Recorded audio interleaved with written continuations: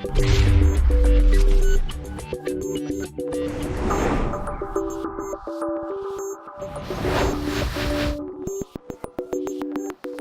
seated, and we will next invite our guests.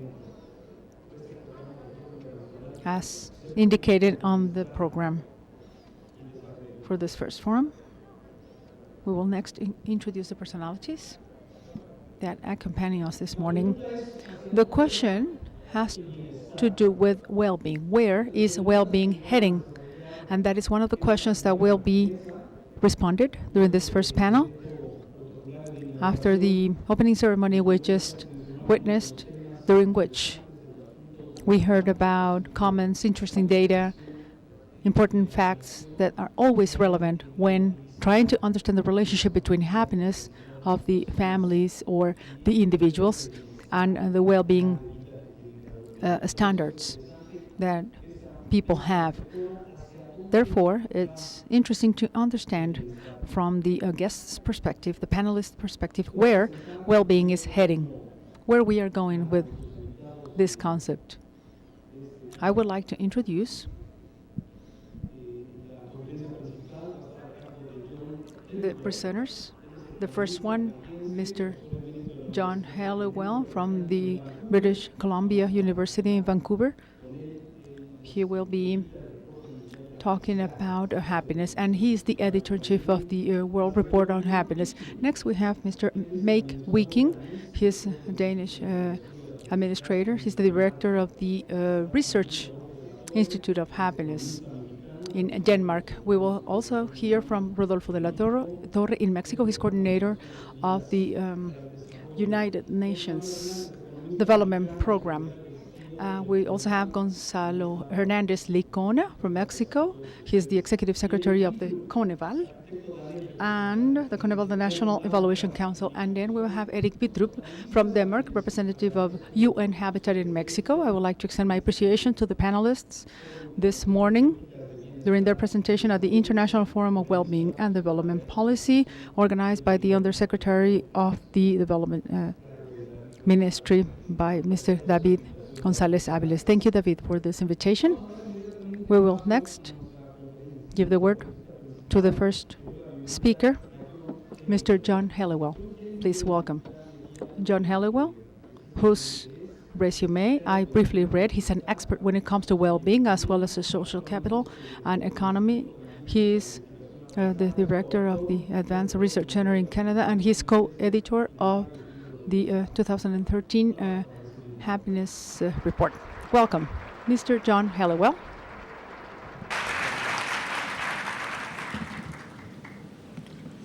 Buenos dias.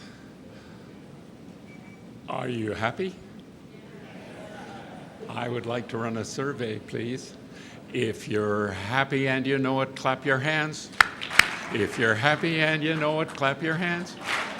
If you could sing too, and naturally in Spanish, that would be even better. If you're happy and you know it, clap your hands. If you're happy and you know it, clap your hands. If you're happy and you know it, and you really want to show it, if you're happy and you know it, clap your hands. You are such a large and friendly audience. I was trying to see if you were going to go for the world record of the most noise made when that song is sung, and your nearest competitors are a similarly sized crowd in Rome and in Rio. So you're in very good company. Thank you. The survey question now is, do you feel happier than you did 2 minutes ago? Typically people say yes, and it's certainly not because I sing, it's because we sang and we did something together. That turns out to be a fundamental producer of happiness. A second reason for asking that question was to introduce different ways of measuring subjective well-being and to link them together. When I asked you, are you happy now, you knew just what I meant and you knew how to answer. I was asking about happiness as an emotion or a feeling. And there are a range of such emotions, positive and negative, that are asked in surveys. There are also a range of negative emotions, measures of negative affect, which are asked in surveys. What I'm going to be talking mainly about are not the affect measures, either positive or negative, but what are called life evaluations. And a life evaluation is the answer to a question, just like Aristotle said 2 millennia ago, you should ask people in a reflective mood to look at their life as a whole and to rate it. And he listed a whole lot of things that he thought. Is that better? He listed, it sounds better to me too. He listed a whole lot of things that he thought were important, and he said that is only theory unless it meets the test of what's going on in the world. It's now possible, thanks to this new movement towards a science of subjective well-being, that we have millions of answers from around the world from people who were asked Aristotle's question, and we can test whether Aristotle's propositions hold, and by and large they do. Now that takes me one more stage. First of all, there are 3 kinds of life evaluation questions used. There's the so-called Cantrell ladder in the World Happiness Report that's used in the Gallup World Poll. It says, think of your life as a ladder with the best possible life for you as a 10 and the worst as a 0. How do you rank your life today? The second way of asking the question, and this is recommended by the OECD guidelines for national statistical agencies, and it's the most widely used question in the world, how satisfied are you with your life as a whole on a scale from 0 to 10? There's a third way of asking the question, which has been used in the European Social Survey and other surveys. How happy are you with your life as a whole? Now, as Amartya Sen has said, and is apparent, there is a linguistic distinction between are you happy now and are you happy about your life? One is a judgment, the other is an emotion, and the answers are very different. And that's good for the science, because the answers are different in just the way they should be. So that the life evaluations depend much more on the characteristics of people's lives. The emotions depend much more on what is going on at that moment or at that day. So there are weekend effects in happiness yesterday. There are no weekend effects, if you ask surveys on different days of the week, there are no weekend effects for the life evaluations. That's good. The other is, and the United Kingdom is now, they're very big in this field now. They've been collecting official data with a high degree of political support for now almost 4 years. And they have data for life satisfaction. They have happiness yesterday. They have anxiety yesterday. And they have a third type of way, another type of evaluating life or its supports, and that's a life meaning or life purpose. Now, Aristotle said that the good life, as measured by a life evaluation, would depend on life circumstances, and we'll go into some of those, but it will also be supported on the one side by positive emotions and be supported on the other side by a sense of life purpose. And that's exactly what the British data show. So that the life evaluation is the central measure within which life circumstances show, and it's supported by positive emotions and life purpose. When we use these different measures, positive affect, negative affect, and life evaluations, to look across the countries of the world, it's the life evaluations that differ, and in inexplicable ways among nations. The emotion differences are much more random and much less dependent on life circumstances. So I'm going to be talking a bit tomorrow about the World Happiness Report, but I have 30 minutes today and I have 10 minutes tomorrow. So instead of taking it all out of this presentation, which is going to be about how policy and data are working, I will give you a little bit about the World Happiness Report and Mexico's position in it. But first, I want to say something about what it's necessary to do to have a happiness revolution in a country. And it seems to me you need 4 things. One, or in the world, you need good data. And that's good data not just about how people evaluate their happiness, but knowledge about the lives of those people so that the science can develop to understand what makes better lives.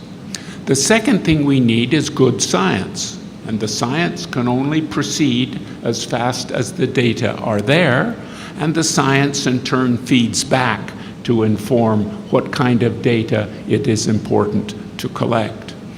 The third necessary thing, and this is very important, and the United Kingdom understood this well, you need public enthusiasm.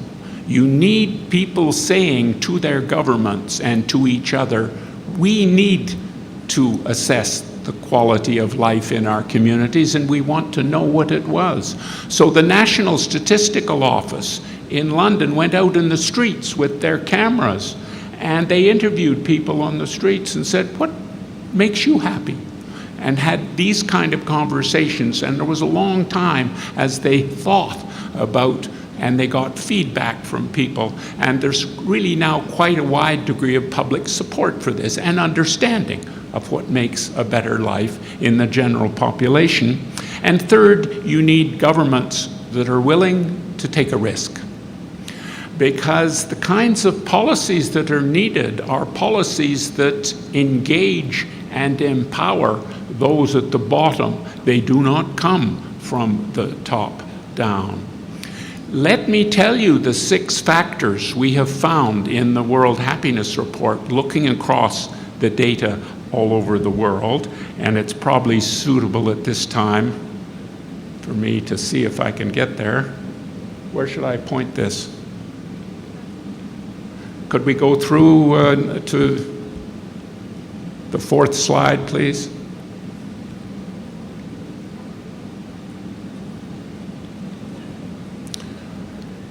That's it, thank you.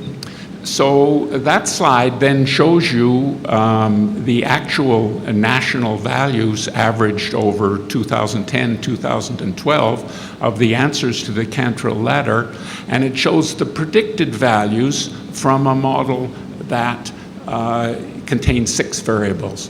The 6 variables are GDP per capita, you'll be familiar with that one. Healthy life expectancy, also a familiar instrument of development efforts and policies. Then we start getting into fresher ground. The one variable that our research has showed to be very important in supporting life is trust. Trust in your neighbors, trust in your colleagues, trust in police, trust in public institutions. All these forms of trust are important. A belief that if you dropped your wallet in the street, it would be found and returned to you. That's more than just honesty. That's your neighbors stepping out and helping you to live in such a country, and credibly believe that about your neighbors is very important. Let me warn you that the world we live in is too pessimistic about our neighbors. So I will give you one particular story to take home, because if you believe this, it should help to change your life. When we were asking questions in surveys about trust, the general question is, do you think that people can be trusted? Or on the other hand, you can't be too careful in dealing with people. That had been used for 50 years all over the world. Some of my skeptical colleagues says that is too vague. So we invented another question, because we knew that Reader's Digest had dropped wallets in cities all over the world and seen how frequently they were returned. So we asked a particular question. We said, if you dropped your wallet with $200 in it, how likely do you think it is to be returned if it was found by a neighbor, a police officer, a clerk in the local store, or a stranger? And then we have answers from all over the country. We got the Gallup World Poll to include that question in one round. Unfortunately, when they got into the middle of Africa and found a country where nobody carried wallets, they got nervous and stopped. We could have found a better answer to that solution. But it was taken up in major Canadian surveys. So then when a Toronto newspaper decided to repeat the Reader's Digest experiment, they dropped 20 wallets in bustling downtown Toronto, where actually they were found by strangers because they were fictitious wallets. And we knew, with a probability of very small, how much people in Toronto thought their wallet would be returned. The average Torontonian thought that there was a 25% chance that their wallet would be returned if found by a stranger. The actual number of wallets returned was 16 out of 20. So the actual number was 80%. The expected number was 25%. The chances of us, because this would apply, I'll bet, equally well in Guadalajara as in Toronto, our neighbors are much nicer than we believe them to be, and we make ourselves unhappy when we believe that falsely about them. So I'm not saying you should believe false wonderful things about your neighbors, but stop believing false bad things about your neighbors, because we know it has an impact.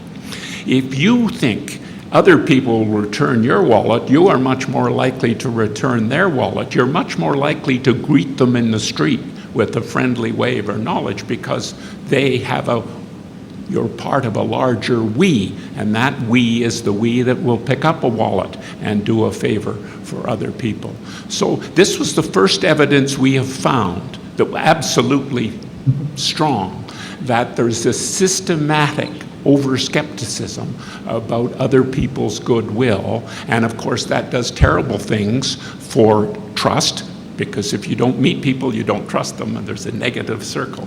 So let me leave that as a take-home for you, because of the 6 variables I've talked about, I've got to one which was trust. It's measured in the Gallup World Poll, unfortunately, because they stopped this wallet question in the middle of Africa. We only have measures of people, whether they think trust in government corruption in government is a problem, and corruption in business, and we use the average of those 2 measures. And that turns out to be very important. Another variable that is big in the UNDP analysis and jumps out of the data is freedom. The particular question is, do you have freedom to make your key life decisions? And that turns out to be a very strong support for. So you could say nobody out there in the world wants a top-down policy that's supposed to deliver well-being. They want the freedom to make their own decisions. The next one is absolutely fundamental, and most surveys do not measure these things very well, but if they are measured well, they turn out to be enormously important. And it's a range of mixtures of social connections and social support. The Gallup question used is, in times of trouble, do you have a friend or relative on whom you could count? And it turns out to be enormously important in explaining the international differences. And finally, and unusually, and importantly, is generosity. That has hardly ever in the historical literature, and certainly not in the development literature, has generosity been understood and harnessed to improve happiness. Because of course, If people are happier, if they're more generous, then of course you set up everything differently. Now, in this panel and in this conference, you're going to hear about some lovely examples of that going on. That what you really do if you want to make people happy is you don't deliver them fancier services, you deliver them the capacity to build better lives for themselves and others. So that when I had the good fortune to visit Copenhagen after the last report came out, and Mike Viking was my host, and I asked him to take me to the Lotte Care Home, where they do marvelous things, and it's quite apparent from what they do and the way they do it. No extra resources, but simply an entirely different way. So these people in the last stages of Alzheimer's disease are in fact busy going to movies and looking after each other in a way that is a life worth living, and of course they live longer and happier lives because of that. Let me give you one more story, because science has to be done with hard data, but it is only remembered with stories, that spurred my interest in going to the Lotte Care Home, which is famous all over the world for what they have done. That we had done some experiments in a care home in Exeter, in England, where we'd taken 2 floors of a home, an unhappy floor and a happy floor. They were moved over to a new facility, and so the treatment was to give a new professionally designed social space to the happy floor. The unhappy floor was told to design their own social space. And so when the experts saw what the unhappy floor had done, they said they will never use that. It's not any good. But of course, you will already have guessed that when they moved across, the unhappy floor used their self-designed social space 50% more than the professional space was used by the other floor, and they were much happier. They were happier because they had worked together to do something to good purpose. Their trips to the doctors went down, their mental acuity rose, and they, having been the unhappy floor, became the happy floor with that tiny intervention. So I wanted to export this to other countries, so we brought a lot of care home managers in Ontario and Canada together, and we told them these stories. And at the end of the day, I said, if we can get that kind of effect from a tiny little tweaking in an experimental context, what would happen if we did something really important? Like taking young people out of the prisons of daycare and the elder people out of the prisons of elder care, the way we run them, and put them together and help them to produce wisdom and happy lives for each other. And the woman next to me gave me an elbow and said, "I have a story for you." "Tell it," I said. And she said, "Well, last summer, we had a crisis in our care home because most of our staff are women with children, and most of the daycare is associated with schools, and in the summer they have a problem, so we lose staff and they lose daycare. And so we decided to set up a day camp for the children in the elder care facility." And I said, "How did it work?" And she said, "It was wonderful." And by all measures, and she showed us some pictures, but the really telling evidence, she said, was that in that care home, they had 3 or 4 people called wanderers. Can you guess what that is? So a wanderer is the reason why most care homes have locked doors and why people are in prison in that care home, because people leave. During the 3 weeks that camp was in operation, not one of the wanderers tried to wander. So that tells you 2 things. One, that those people had much better mental powers than they were thought to have.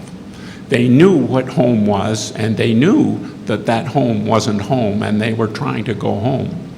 As soon as that facility became a home, even with a synthetic family of imported children, it was home to them and they did not want to leave.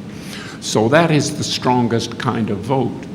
Well, when I'm talking about policies, I make a distinction between sort of overall policies and a second, which is how things are done. And this story about the care home is all about the how. It's not about resources. It's not about rules. It's in a way, it's about rules, because I asked this woman when she ran this summer camp, I said, that must have meant breaking quite a lot of rules. And she said, oh, yes. And so it's that kind of nerve that you need, because you could imagine what would happen if something went wrong in this kind of environment. The people who recover from mental illness best are given the job of helping other people recovering from that illness. You know, the caregiver effect is not negative. It isn't people being driven down by the pressures of caring for others. It's being raised up by the opportunity to care for others. People are now studying in cancer peer relations who gets the benefit. It turns out the benefits are even bigger to the people who give the care than to receiving that care. So that's a very important thing to unlock in the how, change the way in which these services are organized and delivered. You'll be hearing stories from Alejandro Adler later today about the big experiments they're doing in this vein in the school system in Peru. And Mike's going to talk about his community work. And I've just given you an example from healthcare.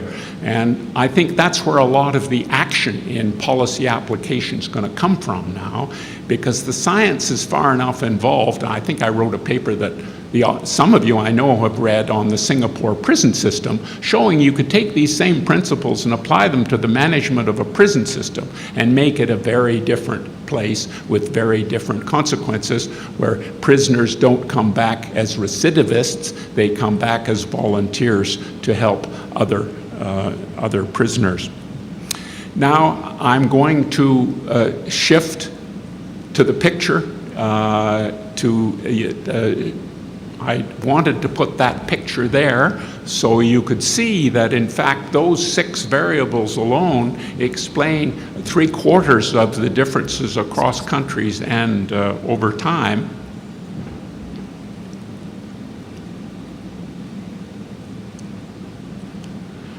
And Mexico sits there, and so do several of its Latin American partners.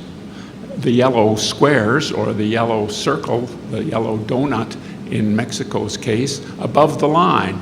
And so there is the question you'll be addressing on Wednesday is, why is Mexico high? It's high in part, I mean, in this survey, it's just about tied with the United States.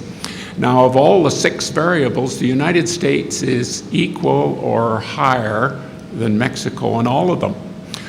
So Mexico's got this extra unexplained happiness that you have every right to expect you can keep, but it means there's no reason not to work on these other 6 factors. You don't want to assume you've got all those just because you've got the high score.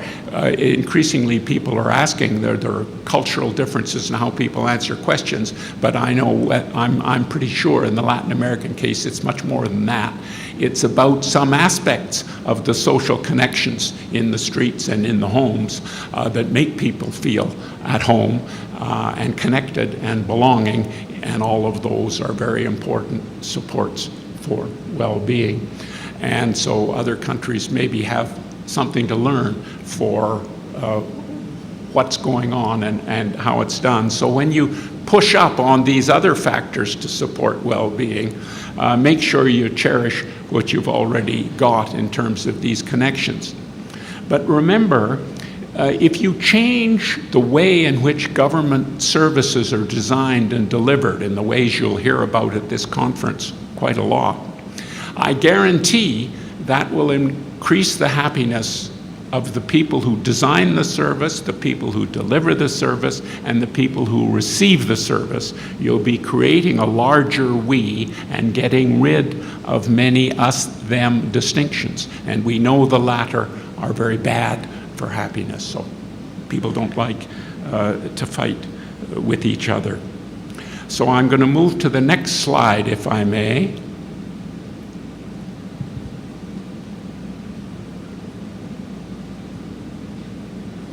Next one. That's just income. Next one again, please. Well, I'll stick with this one. It's okay. All right. This is a slide I can spend a lot more than my remaining 2 minutes on. But if you're a devil for punishment, you'll be here tomorrow afternoon when we can carry on this discussion at a shorter space. This is showing you the changes between before the economic crisis and after the economic crisis. This model explains for the regions of the world about 3/4 of those differences. For individual countries, it's much smaller, though still very significant. The story I tell with those donuts is that the 4 dark green donuts at the bottom are Spain, Italy, Greece, and Portugal, the 4 most hit Eurozone countries, and their well-being was predicted to fall, but it fell much more than it was predicted to do. And I have been arguing that that's because the social compact, social contract, social capital in those countries was put to pressures that it did not easily withstand. And so they ended up being more against one another. You could tell that from the headlines, and you could see it easily in the streets, that these were not happy times. But that's too easy to say, so if I'm to make that case in a negative way for those countries, I have to have a counterexample of countries who had high levels of social connection and willingness to treat a crisis as an opportunity as well as a damage. And the 2 I used were Iceland and Ireland. Iceland and Ireland had banking systems that were destroyed more than almost any other 2 countries. And they had severe economic losses, but their well-being did not suffer. And the reason it did not suffer is that in both countries you can see the ways in which they used the crisis as a chance to rethink how they did things within that country.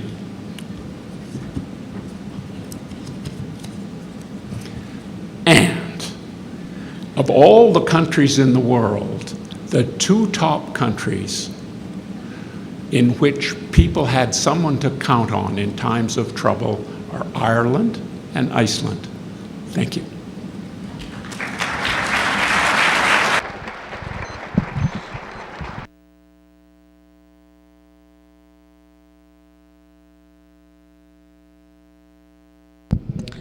Thank you. It turns out to be we're always eager to continue to listen more about this topic and this relationship, and calling the attention probably here of Mexicans, why we are among the happiest people in the world when we are so laid behind in so many areas. But it is part of what we are listening to today.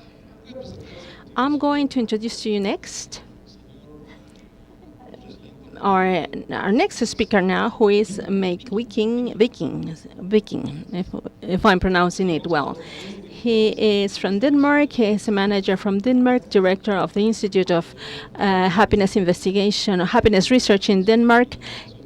He has a title on public administration and business administration from Roskilde University. He has worked for the international affairs in Denmark. He is director of a think tank in Scandinavia called Monday Morning. He participates in blogs in Denmark, and I thank him very much for being present in this forum. Buenos días, and thank you. and thank you for the kind invitation from the state of Jalisco to this important event. Does this work? Can I have the next slide, please? So, as mentioned, my name is Mike Viking, and I have the pleasure of being the director of the Happiness Research Institute.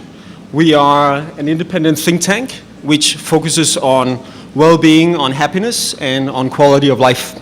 So what we try to do is we advise policymakers, mayors, companies, foundations in Denmark and beyond on how to create better framework conditions for better lives.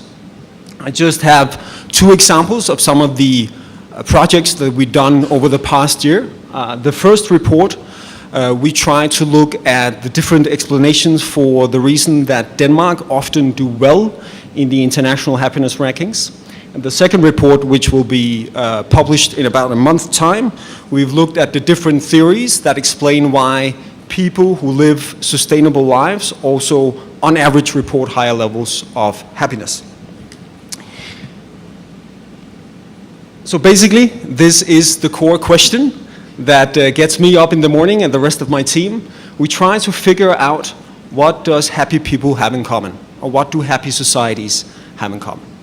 But what I want to talk to you about for the next 18 minutes is this one. Thank you. A report we published earlier this year, which is the first happiness study for a Danish town. I want to talk a little bit about the results from that study, but also what this study tells us about the megatrends that are happening right now within the global well-being agenda. And there's about 8 trends I want to mention in that regard. So just a little background for the study. Thank you. It's a very small town just outside Copenhagen, the capital of Denmark. It's called Dragør, which I know is completely impossible to pronounce if you are a non-Danish speaker. But it's a small town with around 14,000 inhabitants, and it's also a quite rich town. So the average income is almost twice as high as the average one in Denmark. Okay? So what we did, now I just have to swing it, it's really nice. What we did was, just as John mentioned earlier, there are these different dimensions of happiness, and we try to quantify the different dimensions of quality of life for people in the city.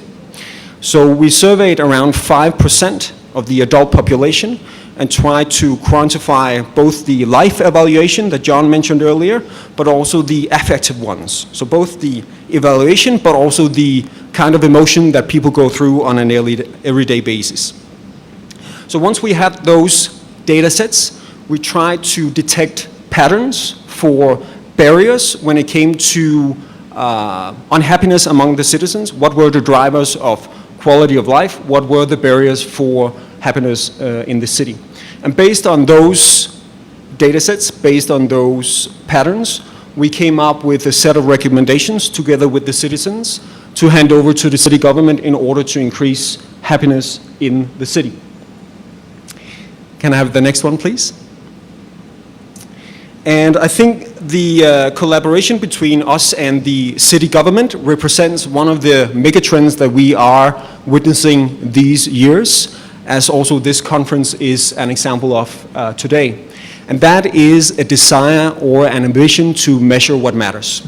As we heard about this morning, for years we've been measuring whether we were getting richer, whether the economy is growing. That's important too. But equally important is to see whether lives are actually improving. And we're seeing city governments, national governments, we all heard about Bhutan, we heard about UK this morning as well, but we see increasingly additional governments looking into measuring progress in new ways. And that is, of course, a positive thing. So let's see some of the results from our study. And there are good news and there are bad news. So if we start with the good news, we could see both when it came to life evaluations, but also affective dimension, that the people in this town were quite happy. They were actually a bit happier than the average Dane. We saw satisfaction with life levels and happiness levels of around 7.6 and 7.8, which is quite high. I'll just dive into some of the life evaluation and get back to the bad news. What we could see when we had this question, such as how happy do you feel all in all, as the one John mentioned earlier, we could see that around 65% of the people in our town said 8, 9, or 10, which is quite high. However, there are still people in the city that report somewhat low levels of happiness. And what we could see was that there were two main obstacles or two main barriers when it came to happiness. We've already mentioned some of them this morning. First one was a lack of purpose. And the other one was social isolation or loneliness, if you will. What we could see was that 15% of our citizens said that they were experiencing loneliness in their everyday lives. But as we also heard earlier, being alone, wanting to be with other people is just one dimension of happiness. We also have the qualitative dimension of loneliness. Do you have somebody in your network you can rely on in terms of need? Is there somebody you can discuss personal matters with? Those are also important but often overlooked dimensions of loneliness. And we can see in our town around 8 or 9% of people actually experienced that dimension. But I think the most worrying number is the 10%. 1 in 10 of our citizens said that they could not see an overall purpose with their life. And I think it's worrying for two reasons. First, I think it's a really strong statement.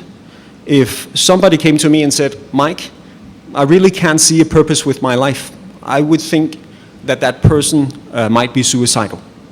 Secondly, remember this number is from a questionnaire. It's from a survey. And there's still some social stigma attached to admitting that you do not see an overall purpose with your life. So I would actually suspect that the actual number is even higher than 10%. The good news is that in Denmark and in a lot of other places, there is an increasing awareness of the importance of social connectivity and at least an attempt to reduce social isolation. Every time I meet a politician in Denmark, I usually bring this graph because it tells us something about the connection between social relationships and happiness. In our survey, we asked people how satisfied they were with their social relationships, and we divided them into 4 groups. Those that were not at all satisfied with their relationship, to a little degree, to some degree, and to a high degree.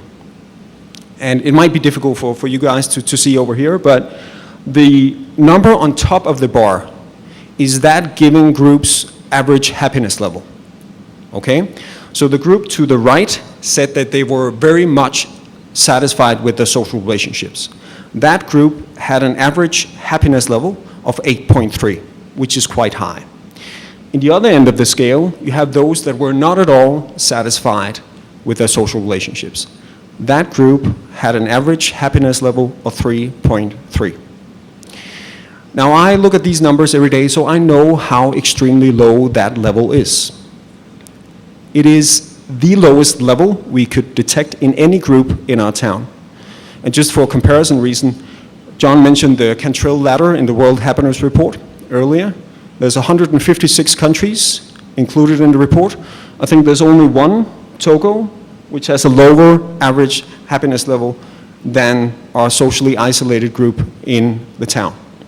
So that's just for comparison reason. Now, for those of you that work with statistics, you want to know what is the correlation.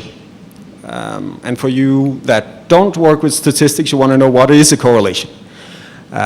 So our correlation tells us about how much 2 factors are connected, and is a number between -1 and 1. And the further we get away from 0, the stronger is the relationship between those 2 factors. So for example, if we have a perfect correlation of 1, it can be the temperature in Fahrenheit and the temperature in Celsius. If we have one, we can determine the other. A correlation of 0.5, which is close to this correlation, is, for example, the relationship between the height of the father and the height of the son.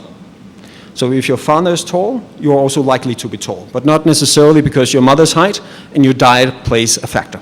Okay? So that's just to give you some bearings. Our relationship between the social connectedness and happiness is almost 0.5. It's 0.452.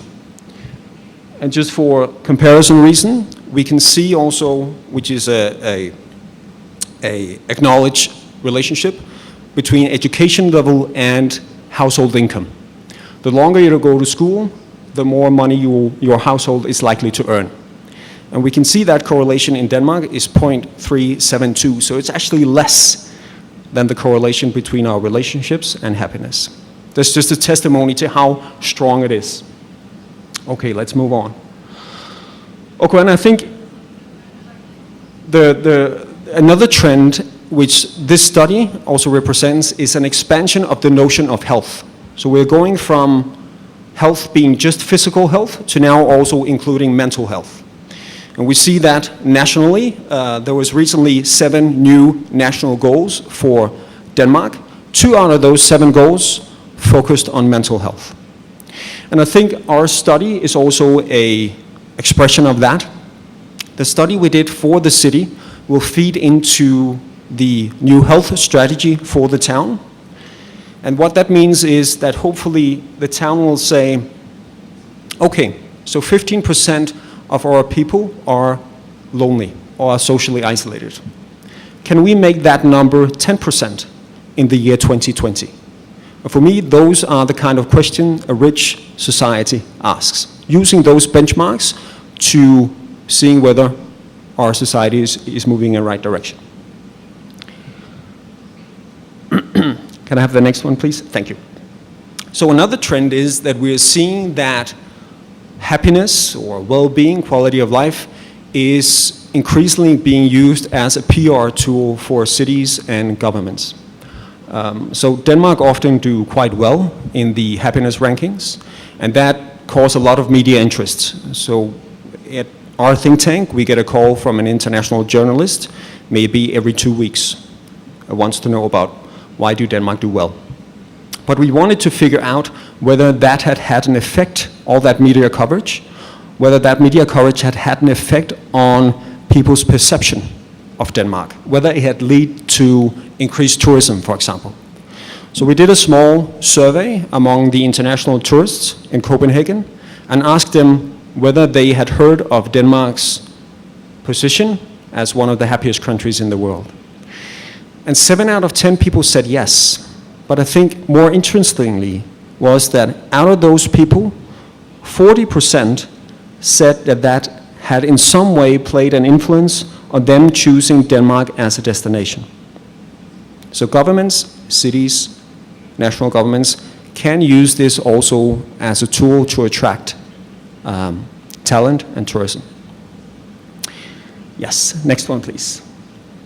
And I think that's part of, only part of, but part of the reason why we see an increased political interest in happiness and using happiness as a goal. And we covered that a lot this morning already, so we'll skip to the next one.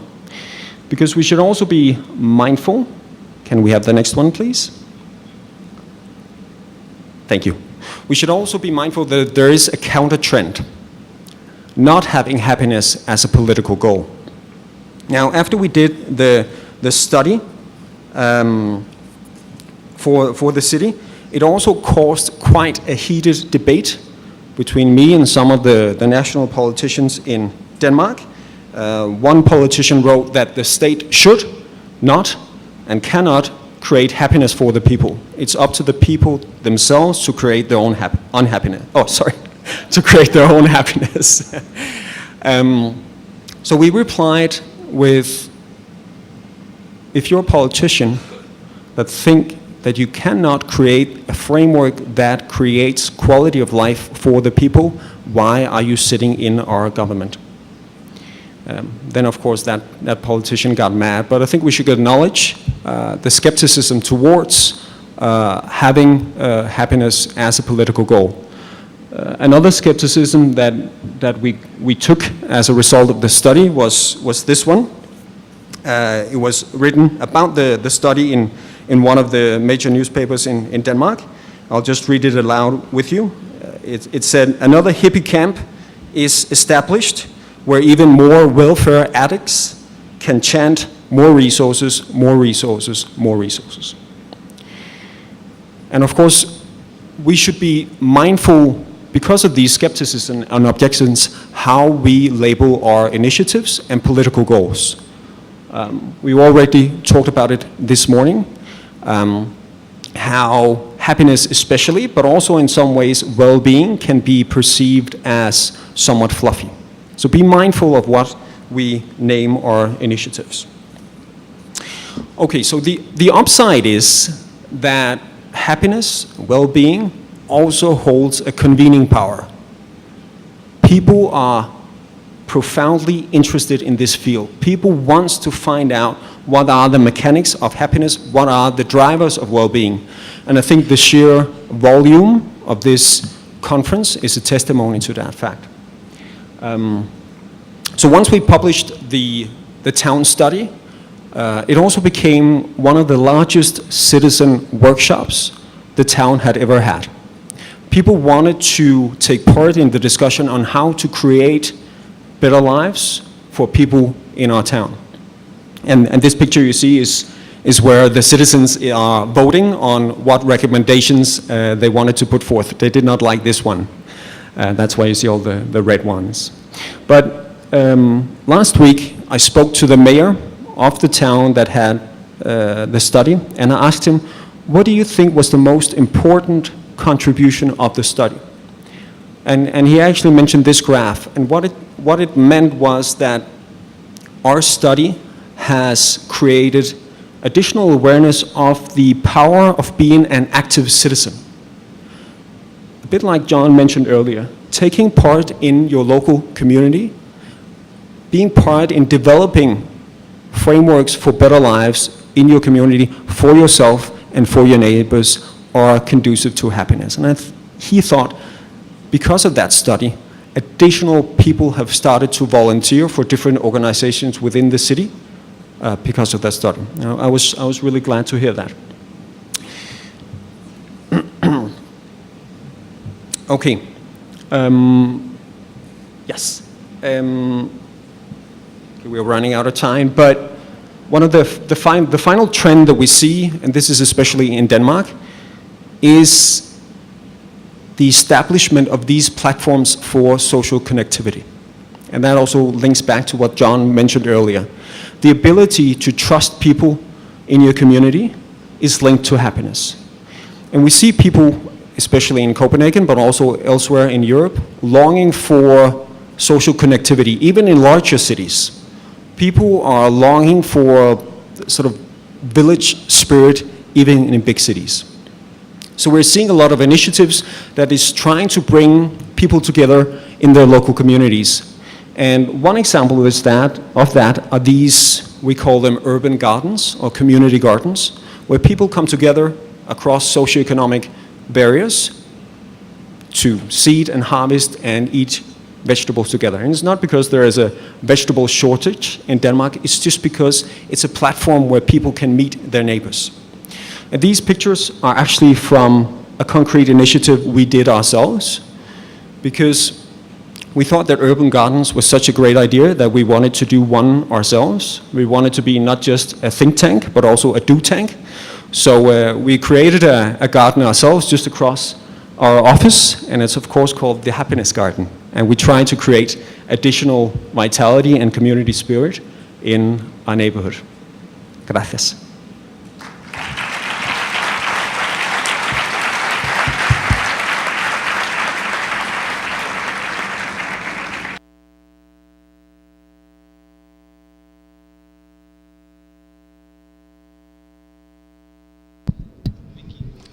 Thank you. Thank you, Viking, for telling us about this first world country experience. Thank you. Thank you very much. So now we're going to our next speaker. He is Rodolfo de la Torre. He is a Mexican economist who is the coordinator on the reports on human development from Mexico. And let me give you a brief resume about him. He studied economy master's degree from ITAM, and he has a major degree for economy from Oxford University, especially working on public administration, and he was a professor on poverty and development and inequality. He was director of the Center of Research at ITAM and founding member of the Institution on Sustainable Research and Social Equality in the Iberoamerican University, and he is now the president of the Mexican chapter on the Network of Poverty in Latin America and Caribbean, and he was founding member of the Latin American Association, the Caribbean of Human Capacities. Rodolfo de la Torre Garcia, welcome.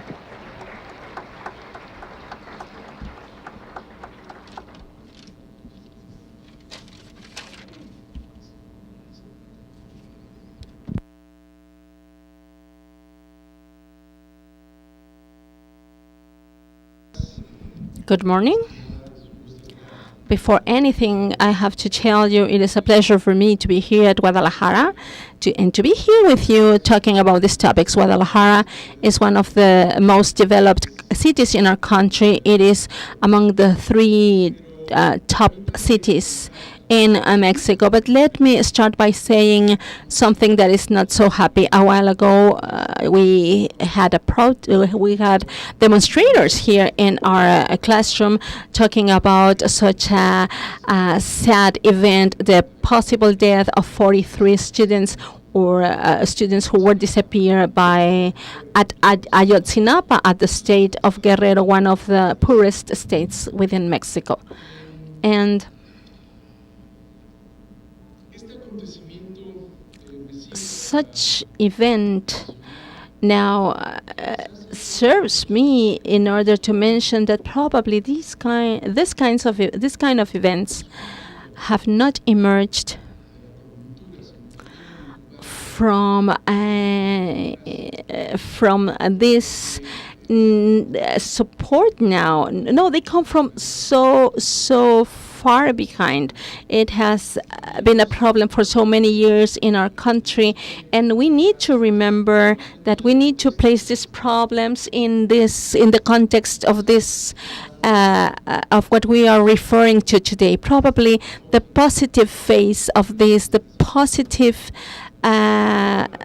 side, is if we refer to the survey made on happiness levels at the different municipalities, you will find that at Iguala City, where these problems started, they have ranked 66 in terms of happiness within our country, while Guadalajara, where we are based today, it's at 70, is ranked 70, less happy than Iguala. So what I want to show you next is a call to prudence when approaching subjective well-being concept and when using indicators and ideas behind it.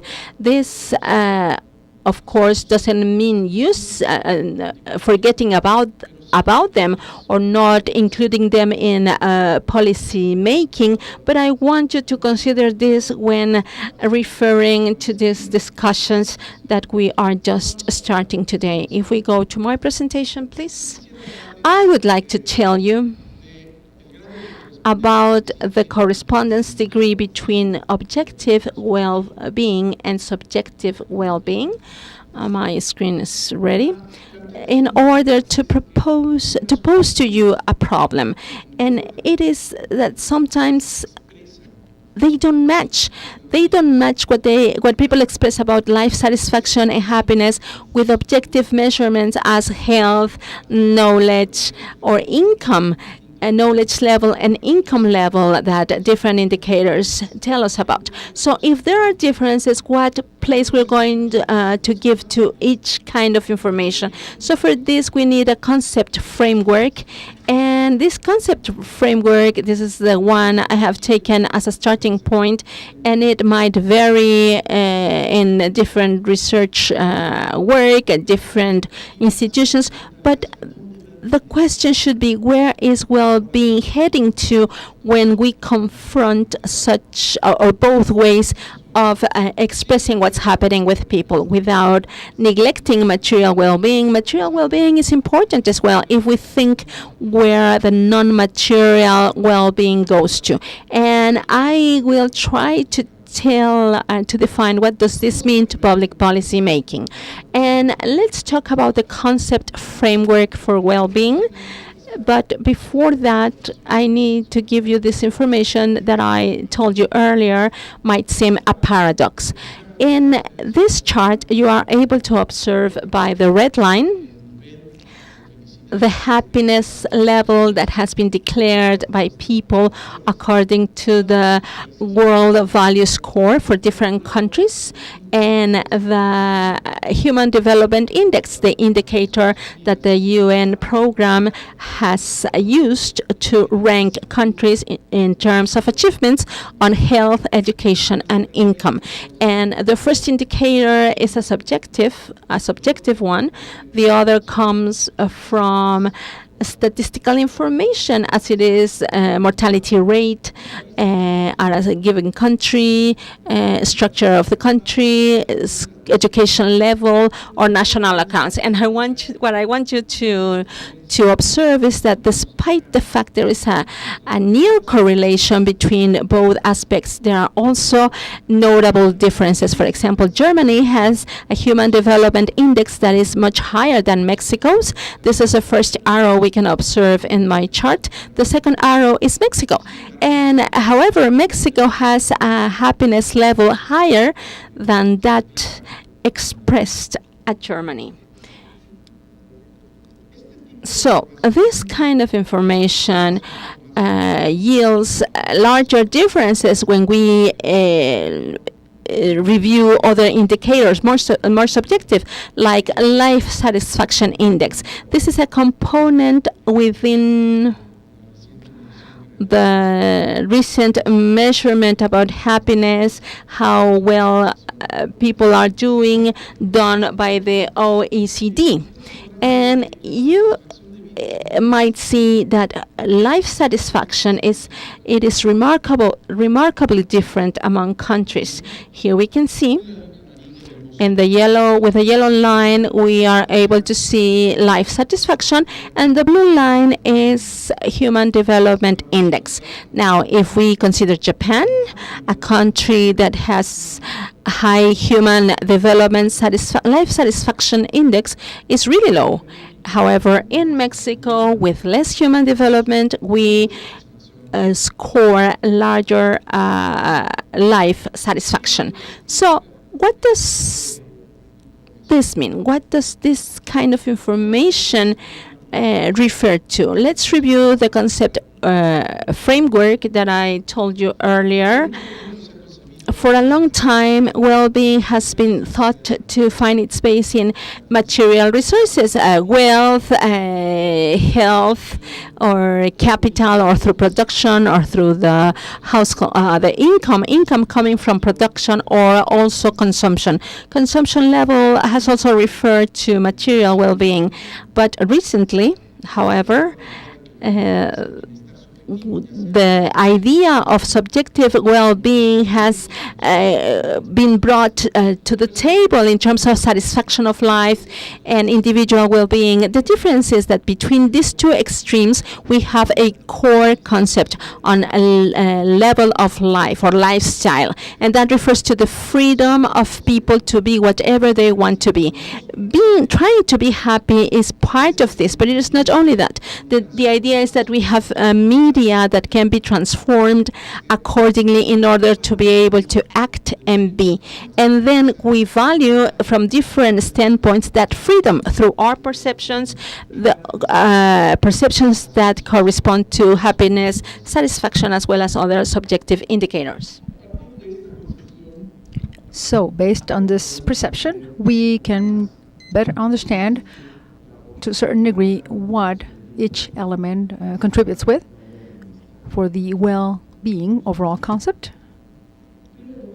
So firstly, we have to remember, and I will not detail much this information, we have to know that there's a material well-being that is still important, and there's a series of conclusions as derived from the conclusion of many experts. For example, John Ponting, just to mention one amongst many that got together to conclude on these facts. And the material well-being is important. Now, incomes have to be evaluated. Incomes, not only the GDP per se, but furthermore, we have to go into more detailed aspects. We have to emphasize the home and household income, the wealth, and never take these concepts separately, because we might have inconsistent results.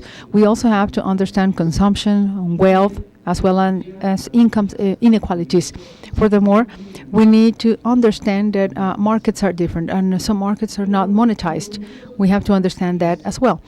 We would like to focus on the following: the non-material well-being analysis, and it has to do with the multi-dimensions that David mentioned when presented this morning during the opening ceremony, and how relevant it is when analyzing life and happiness. So one of the many conclusions that evaluated social progress and economic performance is aimed at the fact that the quality of life depends on objective situations and the capacities or capabilities of the people. Now, that doesn't rule out other elements, for example, material well-being or the subjective well-being for that matter. Let's move forward, please. One before.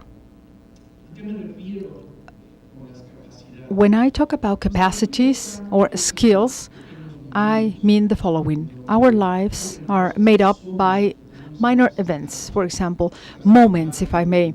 For example, being healthy, being well-nourished, learn how to read and write, being protected against violence and assault of any kind.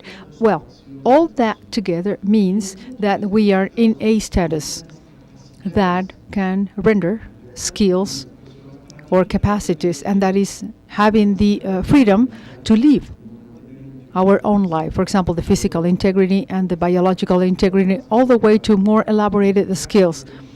And by that I mean being productive in a society, any given society. So that means that there's open options so that we can live our lives the way we decide to do so, and satisfaction and happiness are part of this overall framework. So in order to understand the capacities, we need to consider the following. We need to avoid premature death. We have to maintain biological efficiency. And I could continue mentioning what's written on the slide. These are the 10 different multi-dimensions that have to be considered for well-being. I will not read all of them, but there's one I would like to highlight, and that is having the opportunity to experience pleasure and avoid pain. Not only from a sensorial perspective, but there's other elements to it when it comes to subjectivity.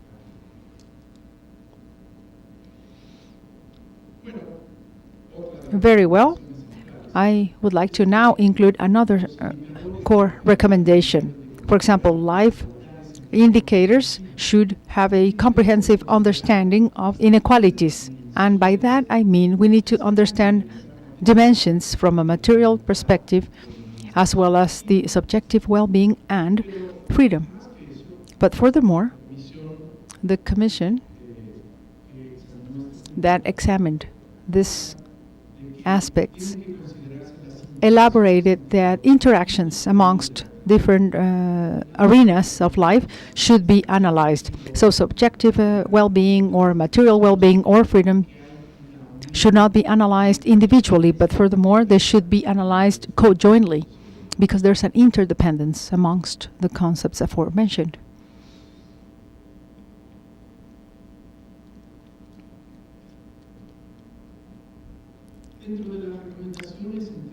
Amongst some of the most important recommendations, we understand that there's information that is gathered by the statistical bureaus regarding priorities of every single dimension.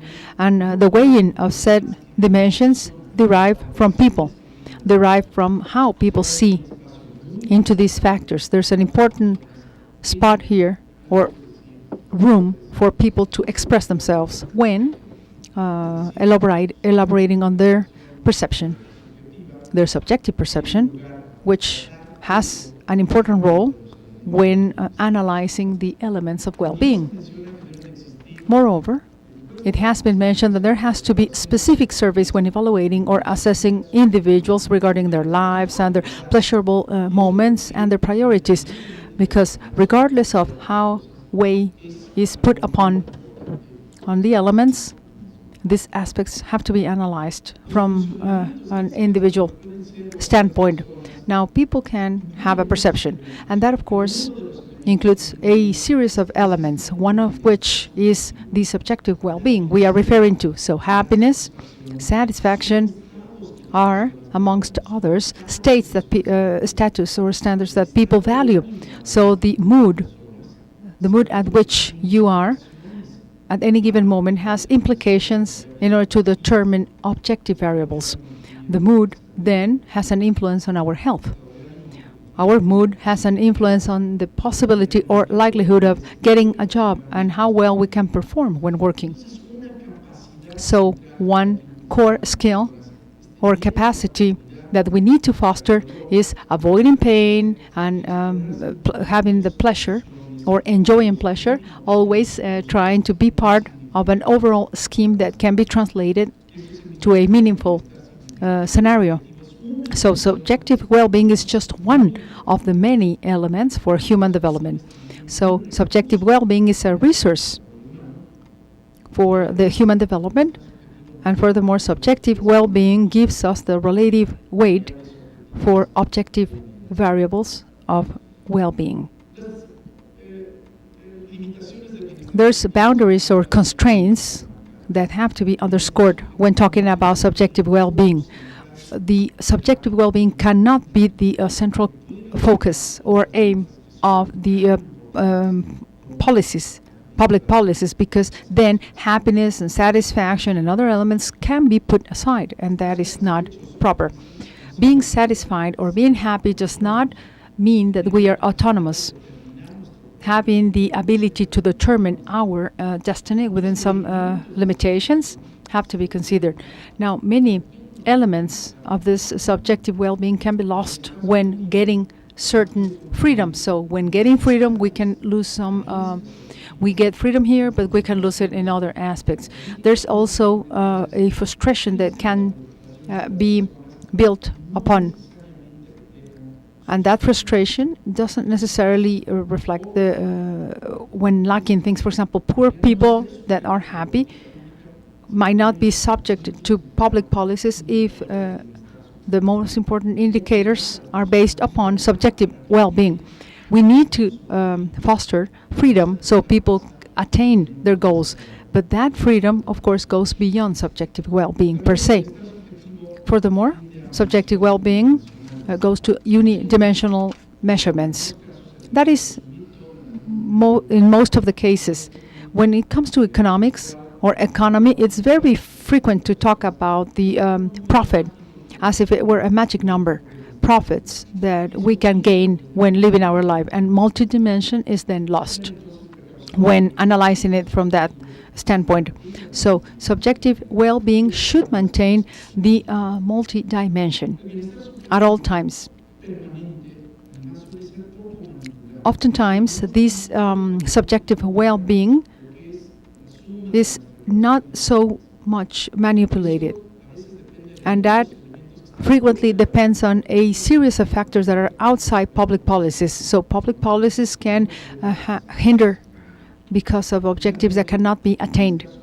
And finally, the subjective well-being can become adapted or well adapted. as well as unstable. Let's say that we have a different series of questions, or the moment during which I ask the questions are not the proper ones, or people are going through a difficult moment. So the maintaining the subjective well-being is not guaranteed, and it will depend on culture, aspirations, or moods, as well as state of mind. So this is a number of constrictions we have to always consider. I would like to conclude by saying that the subjective well-being and human development are critical when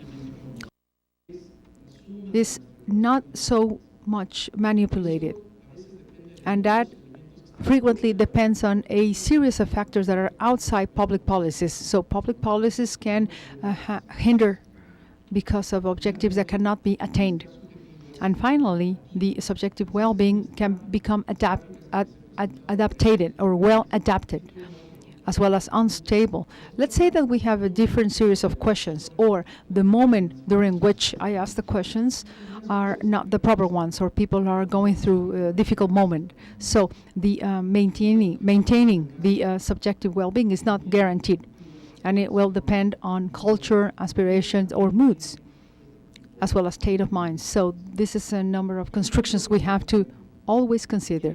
I would like to conclude by saying that the subjective well-being and human development are critical when understanding the happiness and well-being. We, of course, have gone beyond analyzing these concepts from the perspective of having more, meaning being more, or feeling better. We are past beyond that. Now the focuses look alike to a certain extent. Individuals are not experts when defining their own well-being, despite the fact that we are being told so. There are many individuals, and I include myself, that can be very satisfied with certain type of foods and badly nourished. But from the nutritional perspective, or the nutritionalist perspective, we would guide the satisfaction of the person, focusing on the maintaining of the well-being. And finally, the subjective well-being indicates that there's some subjectivity factors that have to be explored even further. But not only satisfaction and well-being, the autonomy of people, as well as psychosocial resources, and that is the psychological characteristics that can make us progress. And very frequently the circumstances that make us define on subjective elements that are also needing for care. So let's be enthusiastic when developing this topic. Let's be happy about this, but we have to be prudent when doing so. Thank you very much for your attention.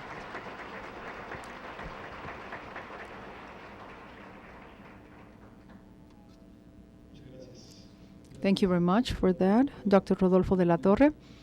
So not eating much means eating well, right? Being well nourished.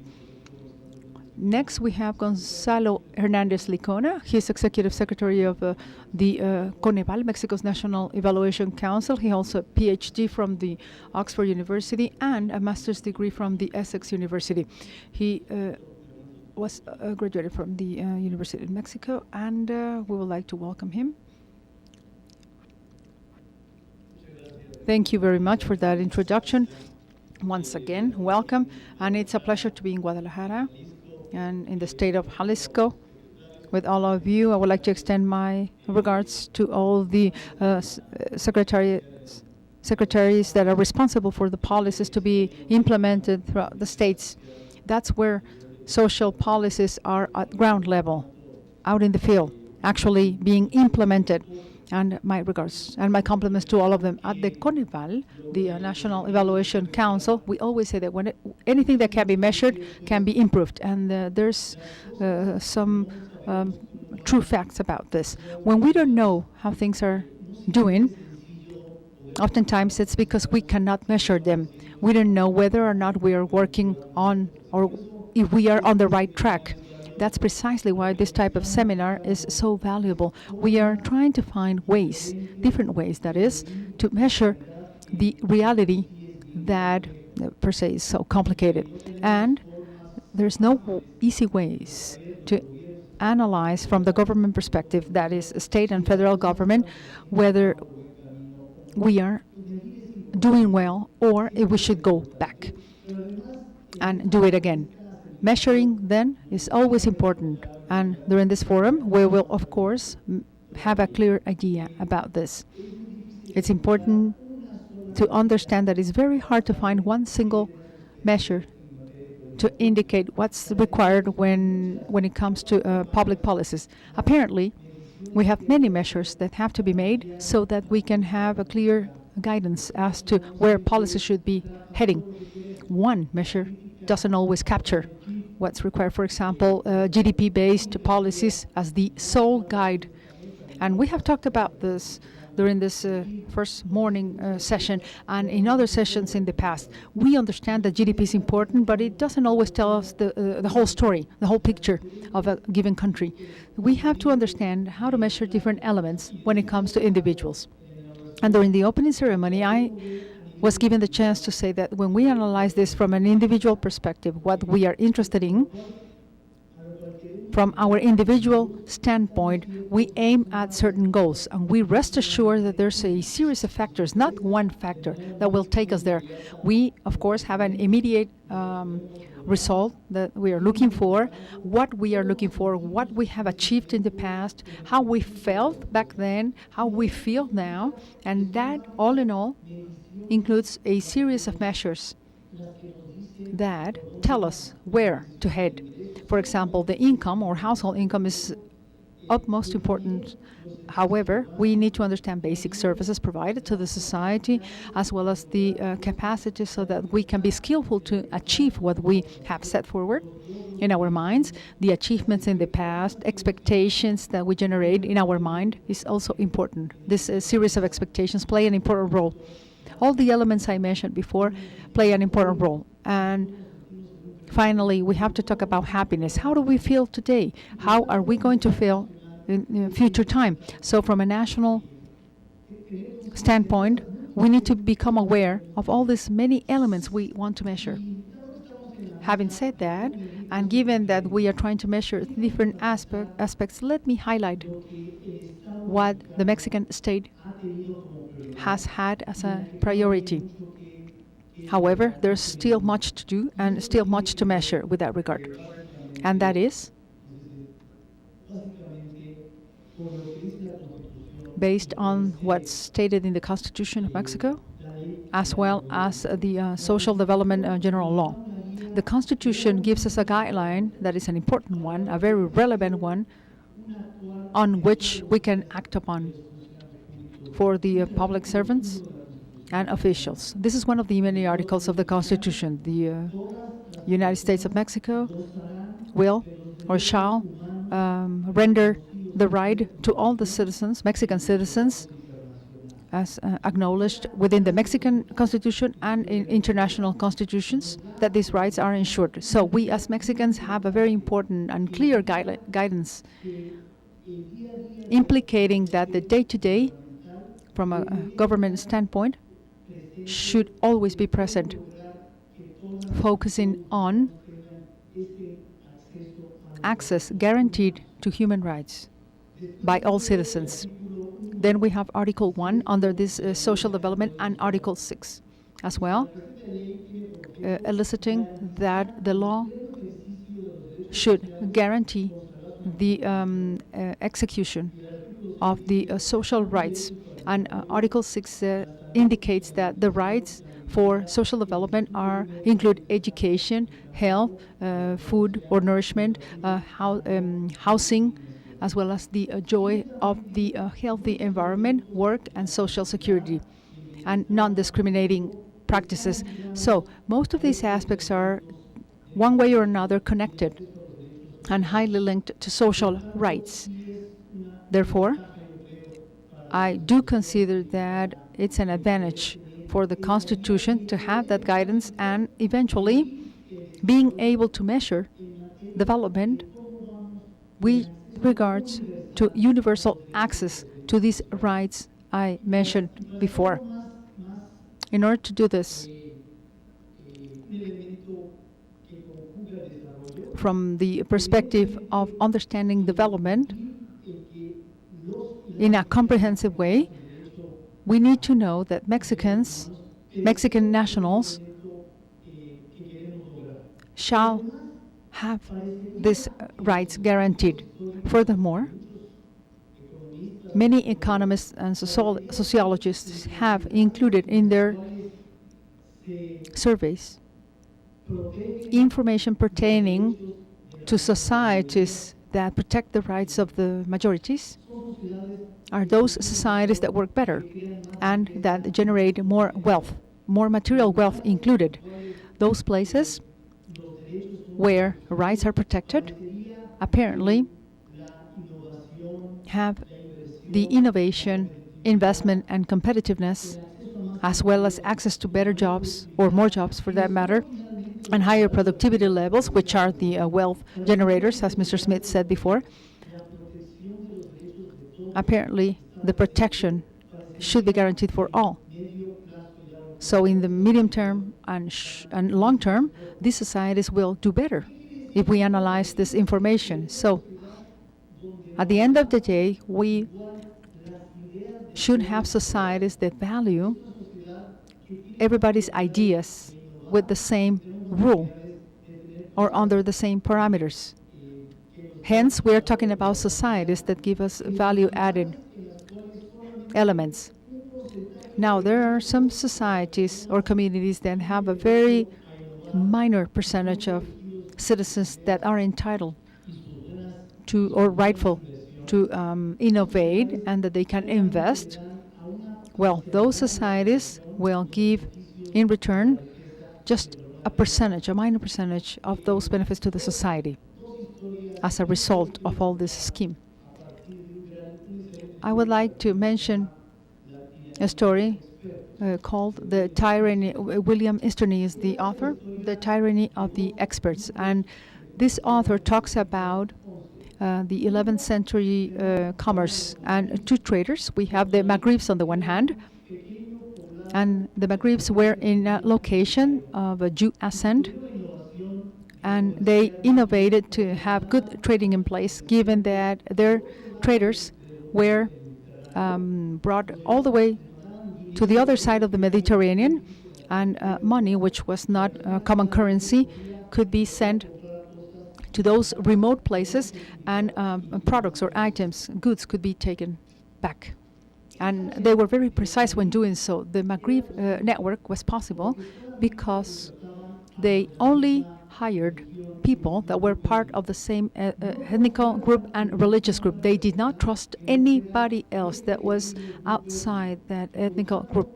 Hence, all those that were part of this trading business during this 11th century were people that had the same race and ethnicity. And what happened is that they did not rely on anybody else. They didn't. And trust or relying on others is fundamental for any type of development. Likewise, there was an additional group in Geneva, Italy, that worked differently, totally differently.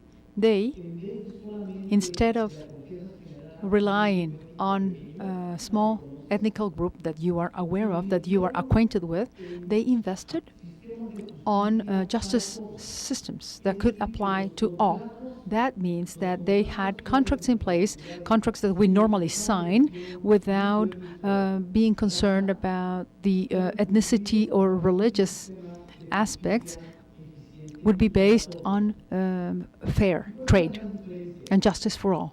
The great difference is that the people from Geneva, Italy, expanded exponentially their trade because they confided on many others. Instead of one ethnical group, you could trust anybody that would abide by this Geneva contract rules or regulations. So that system led to good trade and fair trade, providing and ensuring trust to the society. And the community then could confide on anybody else, despite the fact that they would not belong to their own group, regardless of their ethnical background or religious.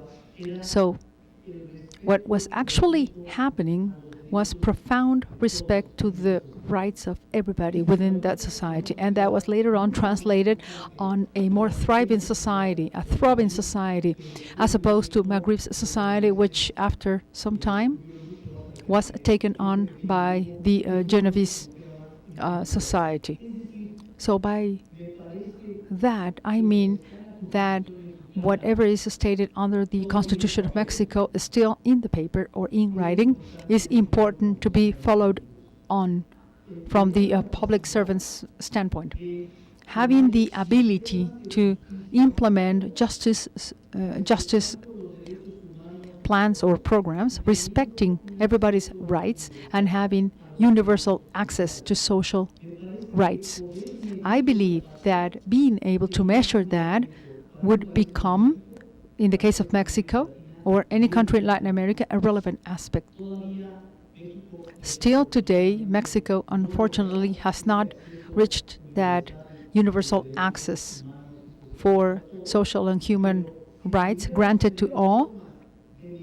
If we could have a way or ways to measure up that type of situation, I rest assured that from our own perspective and from the role we play in the society, we could move forward. Maybe a happier, much happier, but even more developed society. And from a concrete perspective, we do believe that Mexico has had progress, but it has been partial when focusing on the rights granted to the society.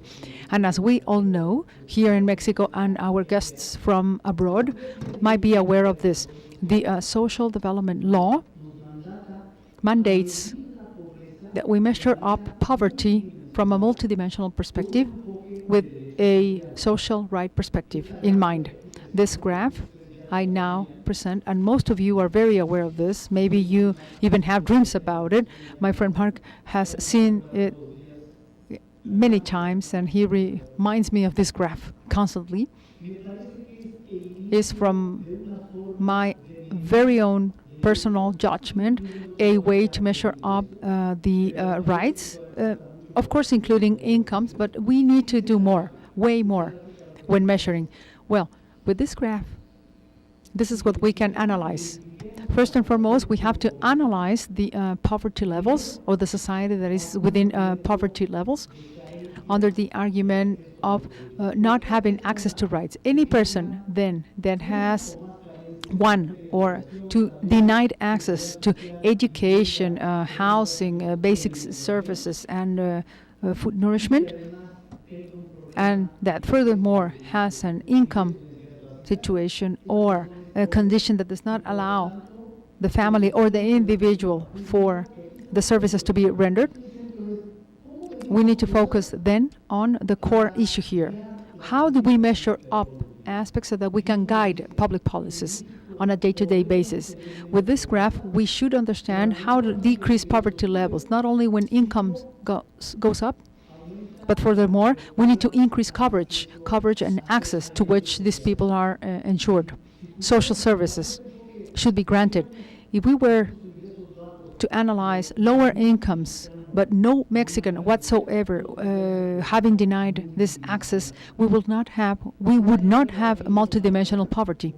This graph also indicates the clear difference between poverty. Of course, poverty is indicated in green, in yellow, or orange, I should say. Now, in green, we see what we should or what we would like to have based on public policies in the coming years.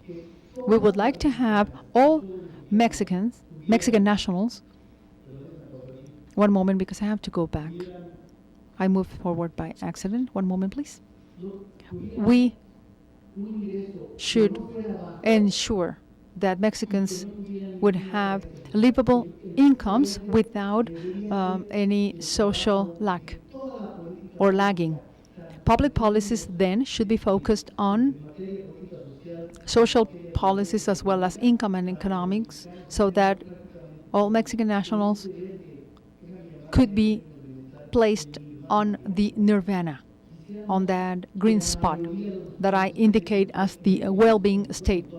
So the green frame would be where everybody would be located instead of the yellow or orange section. So by measuring up poverty based on social rights, apparently it's a different way as opposed to the traditional one that is only based on incomes. And this new approach includes social rights and many other factors that should be borne in mind. And day-to-day work should be based on this from a universal perspective. The way we are at in Mexico, as we speak, can be explained, as I stated before, with this type of lagging problems. In the year 2012, we had 61% worth of the population with social security or access to social security, and that was the highest number. Now, for many decades now, there was an agreement or an accord, a national accord, that included that social security was also linked to formal labor. So formal labor would lead to a social security number, and anything that social security provides the government in return when hiring personnel should maintain the access. However, after many decades, we still have a lag in that regard.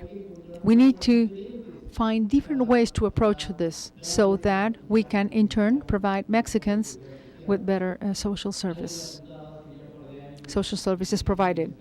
Now there's a hope that was appointed many years ago, and that is the following. Instead of having social security connected to formal labor, it should be universal. This is what happens in other countries. It's not only the fact of having social protection if you have a formal labor, but everybody should have access to it, regardless of their being in that labor sector or not. So if we could ensure that in the following years, we could guarantee universal access to Social Security amongst the other factors as well. Finally, I would like to state that when it comes to poverty, we have challenges ahead that we have to tackle, and these challenges have to do with social rights. These two graphs indicate that poverty in Mexico in the year 2012 was of 45%, and the indigenous population was of 72% poverty-wise. So when we see these bars or graphs, we need to understand that basic access to social rights should be more equal and granted to all. Apparently, the indigenous or the indigenous groups have not or have been denied the access and the joy of the universal rights. And in a country such as ours, where 100% of the population could be protected from a human right perspective and social right perspective, Mexico only then would be further developed and with a greater hope for happiness to be attained. Thank you for your attention this afternoon.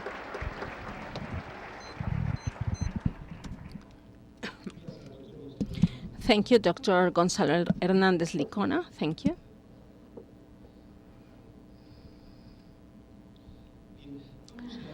Well, now we are going to introduce to you our next speaker, Eric Vitrup. He has worked as a coordinator of training in the UNDP and ONU Habitat, or UN Habitat at Kosovo since 2002. He has been the main officer at Human Settlings for the Regional Office of Latin America and the Caribbean. He has been representative of Damasco at Syria, and he's currently the Syrian representative of ONU Habitat or UN Habitat in Mexico, and I welcome him today. So first of all, I want to ask of you, we are using this hashtag in Twitter. It is called hashtag Foro Bienestar.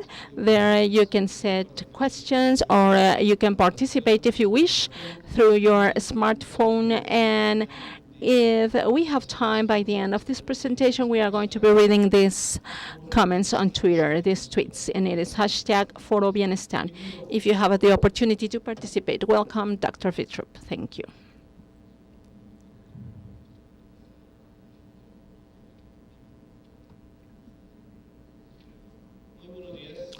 Good morning. And I want to thank the organizers. I want to thank the state of Jalisco for such an opportunity here to be able to share some of the ideas and advances we have had in terms of well-being and urban prosperity. UN Habitat is the agency, a special agency at the UN for urban living. And as we have seen earlier, every person who has presented here has enlightened us about happiness and well-being from their scope, from the conceptual to national policies to methodologies and challenges we have in these regards. So I'm going to point out my presentation on what we are concerned about as a UN agency, how all this discussion relates to the territory where we live. Most of us live at cities. So that's why the emphasis of my presentation has to do more on how to approach this topic of well-being and prosperity from the urban standpoint. So I will see if this works. Okay. There I go. So let me see if I'm able to do it to make it work. Okay, so we are living this world with urban transition. Urban population, turn of the city from the turn of the previous century to the last century, and then turning to this century, we have undergone a dramatic change. At the year 2004, most of the cities, or this planet became mostly urban for the first time in history. And let's see, and something that we're a lot concerned about, and something we all should be concerned about is urbanization of the planet. Urbanization phenomenon is growing very fast and is going to have great repercussions. It has turned us 4,000 years to become urban from the city of Ur 4,000 years ago, one of the main landmarks of humankind history. And to date, now we are half of the planet is urban. 3.5 billion people live in cities. And this is not dramatic, that's history. The dramatic aspect of this is the time we are living. Most of us, we will live up to 2050. We are going to double this endeavor. That is, we're going to double our urban population in less than 4 years from now. And obviously this is going to bring great repercussions. The 21st century is going to be urban mostly. And this means that we are going to need to provide urban space for the society, and for that we need to build a city as big as London on a monthly basis from now to the year 2050 in order to be able to provide a way of living to the people. And this has to do with the way we organize through cities. So today, urban sites are the dominant space that represent the new strengths, forces, powers, economies, key players, challenges, and opportunities for all of us. Density, integration, inclusion, connectivity, proximity, urban and agglomeration economies are subjects and are challenges that most of us face on a daily basis. And this is what we can call the transforming power of urbanization for prosperity. This is the humongous challenge that we have in front of us in order to provide a way of living for future generations. Undoubtedly, the city is the center for prosperity, but there is no doubt that we are living cities in crisis from many standpoints. We are seeing trigger factors as the recent tragic events that have occurred in Mexico. These are triggers of anxiety and anguish and the concern from many young people, but not only young people, but most of the citizens, about cities not working properly, and about the fact that cities should work better. And we know that. We know the cities are places where we can fight for the right of shared prosperity, as someone mentioned here earlier. And this is something we fully agree on. But we have to think about cities' prosperity as well. There is a distorted notion about prosperity that so far, and as mentioned here by several of the previous speakers, we have managed the topic on prosperity about accumulating wealth from the financial standpoint, considering cities in terms of real estate speculation. We talk about productive cities as if this was the thing that will generate prosperity by itself. We know it is a key element, but it won't work by its own. We have this gigantic contradiction that doesn't surprise me. The most successful cities in the world, not all of them, but many of these cities, and many in Mexico, are at the same time the cities that provoke most of the inequality in the cities. How is it that we are able to produce 21st economies that produce inequality at the same time? That is a big contradiction. And this is something we need to understand, and this is something we have to face and approach. And this is one of the great challenges that urban leaders have. Mayors, municipal secretaries, governors, and everybody participating within a city in order to be able to rely on more efficient cities and more prosperous. So we have to rethink the topic regarding prosperity. As we have seen earlier, we need to integrate both tangible and intangible aspects of prosperity, something that addresses these inefficient and dysfunctional ways of work in the last century cities. We have tested so many things. We already know what is not working. So we have to rethink. We have to talk about a change that will transform such logic with or under a holistic vision that has a vision whose core is the people, that is inclusive and sustainable. I am so happy about hearing about Copenhagen experience and the expert from Canada's experience. Science has been able to prove that something that produces happiness is things that set us to work in a joint manner.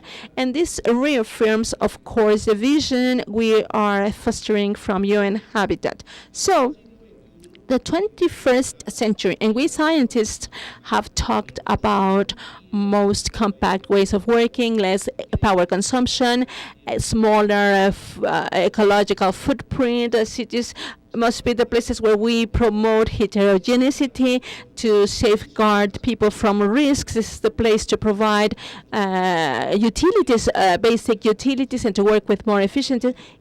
This is where we can contribute to the development, and all this to reduce disaster risk, and to reduce inequality, both social and economic. We can do this. We know we can do it. We can do it, but we are not doing it right so far.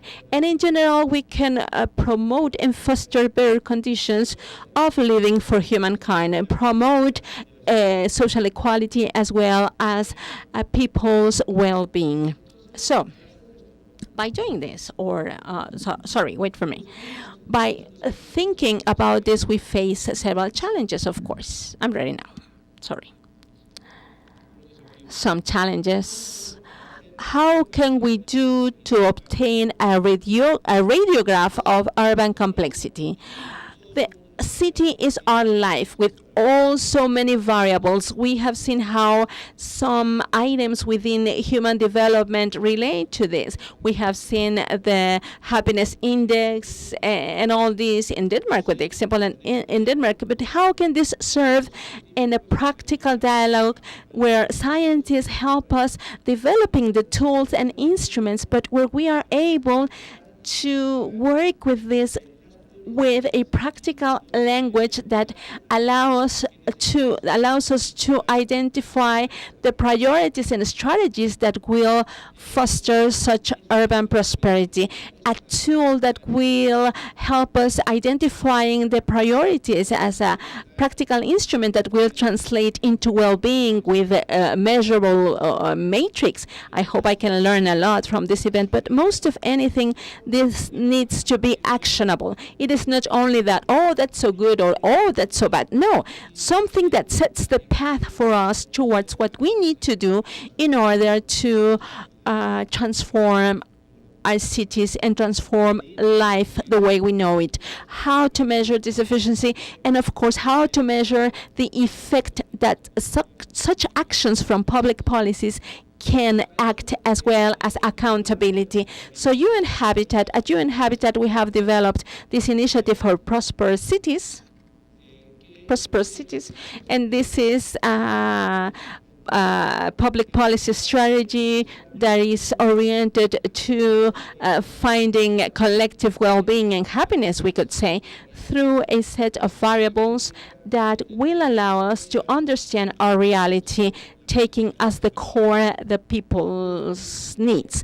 This is a tool that will help cities by setting the path to a prosperous a future that will allow them to measure and that will enable the decision-making process to identify opportunities. We have no time to wait. We have no time to wait for London to be constructed on a monthly basis. So for the year 2020, we are able to live all in more or less decent cities. We have to act today, and we have to act quickly, but we have to be sensitive enough and think in the long term. We have asked mayors in Africa, in Latin America, in Europe, in the US, in Canada, everywhere we have questioned mayors. Tell me, Miss Mayor or Mr. Mayor, tell me about the 5 most important elements, according to your opinion, to achieve prosperity within your city. And as a very funny piece of information, in small towns in Africa, the largest cities in Latin America, the very big cities in Shanghai or Copenhagen, that is a city big to Denmark, and Vancouver, for example, they have, the mayors of this city, they have expressed more or less the same thing: productivity, infrastructure, quality of life, equality, environmental sustainability, and urban governance. So they said, me, if as a mayor I can approach subjects with efficiency, we're going to be able to attain prosperity. And from this analysis on, we have invented what we have called the wheel of urban prosperity, by taking as a starting point these 5 or 6 variables that will allow us to understand cities. And we also asked mayors to tell us in more detail what they understand by productivity, infrastructure, quality of life, social equality and inclusion, environmental sustainability and governance. They have not said this, and then we have a definition. And I am not so able to get into detail due to time-related issues now, but this allowed us to have a common language amongst cultures, amongst borders, and through the different national scales to reach a common language in this sense. And by this, how we were able to develop a set of indicators that are very simple, very practical, very pragmatic, that set the basis for the construction of such a tool or instrument. This is an instrument that we have called Urban Prosperity Index. It is being implemented in a large set of countries, and many more countries are adding to it on a daily basis. They have 3 levels. It has 3 levels. A basic level that will allow us to make a global comparison between Guadalajara, or between Guadalajara and Toluca, and some other city like Tequila that I visited yesterday, Tequila town, very beautiful, and other cities in Africa, Asia, Europe, that will allow us how we are doing in terms of urban prosperity. We have an extended level that allows us to compare countries. In Mexico, next year we are initiating a work basic work, at least for 130 cities in Mexico, to create the baseline for understanding and analyzing what's the level of prosperity at the different cities. And we have a third level, which is the contextual, and it refers to using or where we can use this instrument as a measuring instrument that will evaluate the impact of public policies in time within a specific city. And we have been working with at some cities here in Mexico, at Guadalajara, Zapopan, Cajeme, and Corregidora, and we have our first experiences on how to do this in Mexico. The Prosperity Cities Index, how do we see it? Visually, we have obtained this diagram, and it shows the 6 variables: governance, infrastructure, quality of life, equality, environmental sustainability, and how the cities are doing. And it provides profiles. But this is a product that comes from the sub-indexes, and we, by the corner, we can see urban governance, and we are able to see economic growth, infrastructure, quality of life, social quality and inclusion, and environmental sustainability. And from a reading by the beginning, we can see, well, we are doing wrong here, we are doing well here. This is a successful practice we might repeat in terms of gender inclusion or education within the cities, or what refers to infrastructure and householding supply. But it also, they also allow us to establish a quick consensus on where we are doing badly or poorly. And each sub-index, around each sub-index, we have the breakdown, and the breakdown includes accurate actions that will allow urban key players to take action. And what can be done with this? For an urban leader or a key player, it can be the mayor, the councillor, the parties, social movements, business people who are concerned about the future of their cities. This index allows Moreval to obtain a radiograph, to know what lays behind. And many of the variables that we obtain are hard data, but some other are pieces of information that are intangible. For example, the presence of green areas, having green areas, or the quality of the city and its infrastructure.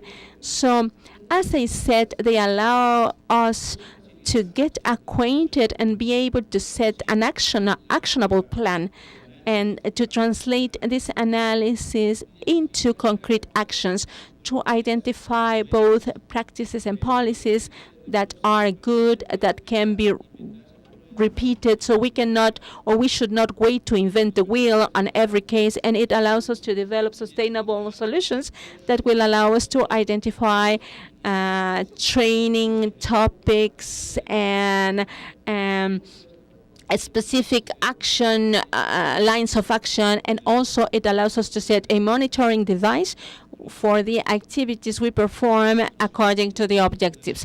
Now, from the international perspective to UN Habitat, this instrument also works as a way to make comparisons between cities or among cities. We are just beginning with this. This instrument has just been implemented at some countries for less than a year. Ethiopia, Brazil, Mexico, Panama are the countries where we have apply this from our venues at the different capitals of these countries, and this has allowed us to understand differences. For example, here we have a comparison between Vienna, Mexico City, and Johannesburg, where we can see the very typical European profile, where there is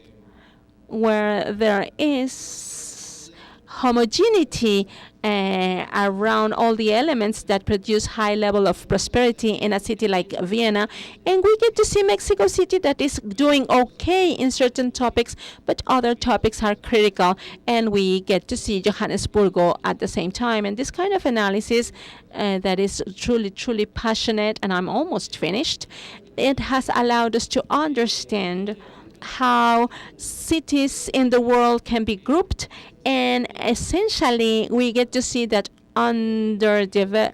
developed countries, the cities of developed countries are ranking number 1 and 2. We have 6 subdivisions when there is not strong integration of the 5 elements, or where there is in Europe, where they have high production and high levels of wealth. And we have the 3 and 4th groups, where we have Latin America with less coordination, imbalance in the different dimensions. Prosperity is not even for all the citizens, and we get to see that the regulatory framework is under consolidation, and there is a large set of recommendations coming out from this analysis. I cannot get into so much detail. If you are interested, of course, you can approach me and make me questions, but I just want to mention now that in Mexico next year, there was a map, a very beautiful map of Mexico should be appearing now on my screen. Oh, there it is. So these are the places where we are going to start with this exercise, at least at the basic level, and we hope we can find interest either by the state governments or private companies, municipalities, in order to establish a whole map, so municipalities rely on a practical instrument to orient their public policies implementation. This instrument is a UN Habitat instrument that will allow us to analyze, plan, take action, and observe the effects that public policies have when achieving or when attaining to social well-being. Other instruments, I am sure I will know of them in this forum, and then we will know if this provokes happiness and if this generates the well-being that we are following and we are going to obtain through these instruments. Thank you all for your attention.